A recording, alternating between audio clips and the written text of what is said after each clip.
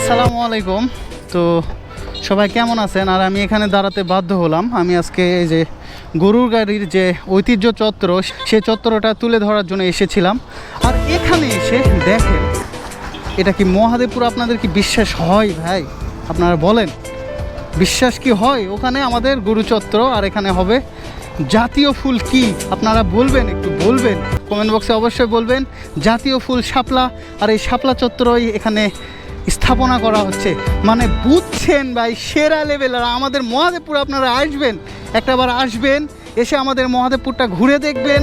আমাদের মহাদেবপুর সেরা ভাই, আমাদের কাছে গর্ব।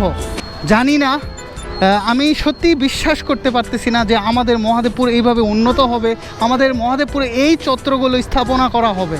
মানে ভাই অসাধারণ অসাধারণ অনুভূতি যে আমি এখানে এই যে শিখগঞ্জের মোড়ে এভাবে আমি দাঁড়ায়ে আছি। মানে অকল্পনীয় একটি প্রতিচ্ছবি বা অকল্পনীয় একটি বিষয় আমার মনের মাঝে কাজ করতেছে। তো ল্যান্ড পোস্টগুলো দেওয়া হয়েছে। এই মহাদেবপুর সন্ধ্যা লাগলেই আলোকসজ্জা জ্বলে ওঠে, আর চারিদিকে আলোর সমারোহ, যা সত্যি মহাদেবপুরে আলোয় আলোকিত করে তোলে এই ল্যান্ড পোস্টগুলো। এইটা আমাদের শিখগঞ্জের ট্রান। এটা সত্যি বিশ্বাস করতে সত্যি কষ্ট হচ্ছে, এত সুন্দর কিভাবে হইতে পারে। দেখেন, ওই সাইডে রাস্তা বাড়তি করা হয়েছে, এখানে মাঝখানে আইল্যান্ড দেওয়া হয়েছে, সেটা দেওয়া হয়েছে। এখানে রুলস মেনে যে ট্রান করতে হয় সেইভাবে ক্যালকুলেশন করে এখানে এই আইল্যান্ডগুলো দেওয়া হয়েছে, দেখছেন। আর এখানে শাপলা চত্বর হবে। মানে ভাই অসাধারণ। শাপলা চত্বরের জন্য আপনারাও অপেক্ষায় থাকুন, আমিও অপেক্ষায় থাকবো। তো ঠিক আছে, এইটা হচ্ছে কর্মরত অবস্থায় এখন আছে, আর এটা কমপ্লিট হয়ে গেলে আপনাদের একটা কমপ্লিট ভিডিও দিব।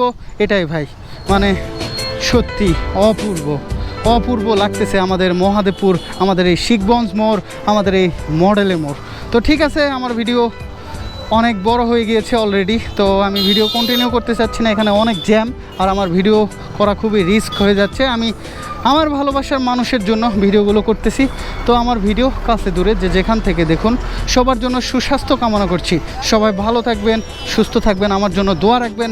সর্বপ্রথমে আমি আপনাদের জন্য দোয়া রাখবো, তারপর আপনারা আমার জন্য রাখবেন, এটাই আমি প্রত্যাশা করি। তো আমার ভিডিও কাছে দূরে যে যেখান থেকেই দেখুন, সবার জন্য সুস্বাস্থ্য কামনা করছি। সবাই ভালো থাকবেন, সুস্থ থাকবেন। আল্লাহ হাফেজ।